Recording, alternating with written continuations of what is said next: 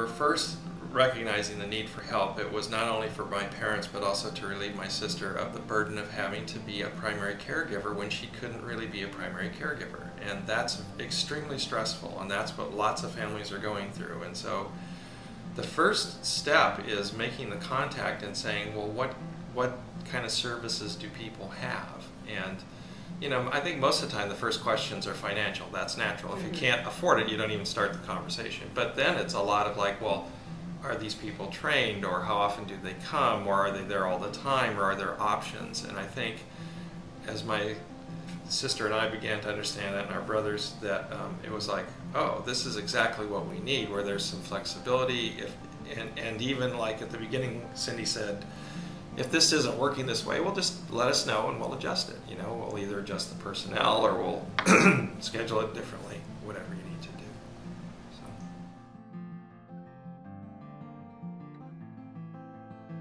it wasn't easy, and I think that's something that that I say to people a lot who are, my generation has all my friends and stuff, we're all going through the same thing. And so you first try to say, mom or dad or both of you, you need some help. You can't do this. Well, we're fine. It's like, so part of it is just that period of recognition that it's more than what you can do for yourselves. And yes, we can help you, but you need more than somebody that comes over once a week or even daily. And then it got to the point where, and my sister is, if you want a sainthood for somebody, it's her, because she was doing this like every day, working, and she works a very stressful job and full time, and then coming over there, and then all day on the weekends. And we just said, this isn't working, and it's not fair to her, and it's not healthy for you. And that's when we just said, something's got to change. Well, then my mother ended up in the hospital.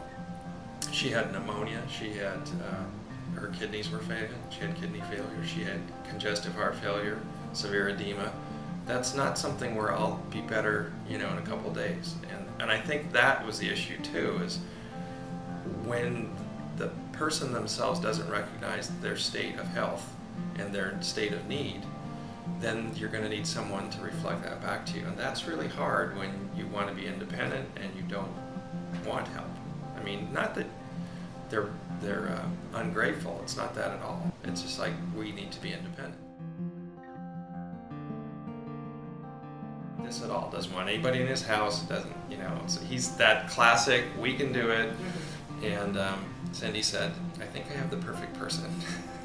And that was critical because we don't know who the staff is. And so we said, a person with these characteristics would be important. And so that turns out to be Virginia.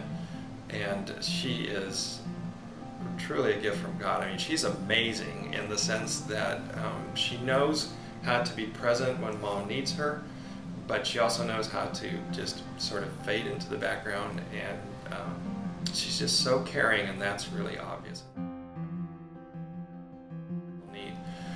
It's not, Cindy's been amazing, but it's not just Cindy.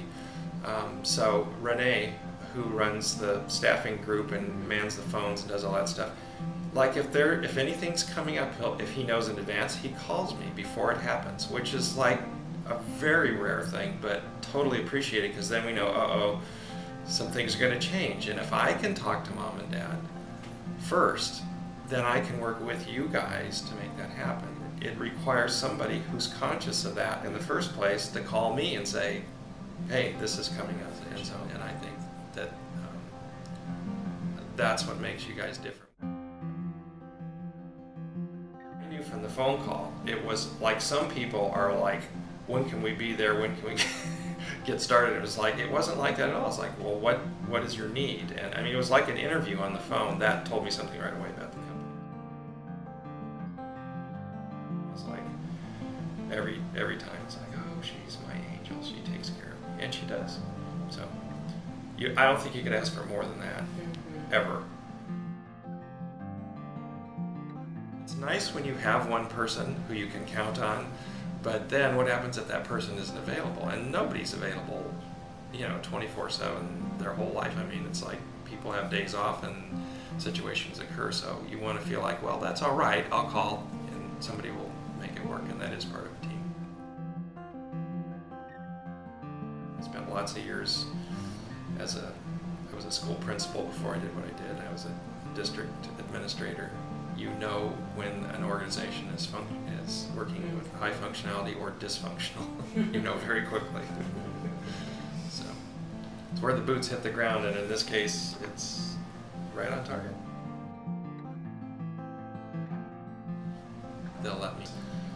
Part of the issue of having to go over every day and what will I encounter today, and that would be the thing is, you know, again, when your parents are the greatest generation and the whole thing is be independent and don't ask for anything, well, she wouldn't know what she was going to encounter until she got there lots of times, you know, and so just to be relieved of that is a huge reduction in her stress, and to know that the caregiver would call her directly if there was something that she wasn't familiar with. I mean, and that's not only Virginia, that's been anybody who's been in the house. They will call either my sister or myself, and that relieved my sister of having to feel like she had to call in and say, how's it going? And then she did a little bit of that at the beginning, and then she goes, I don't need to do that anymore because they'll let me.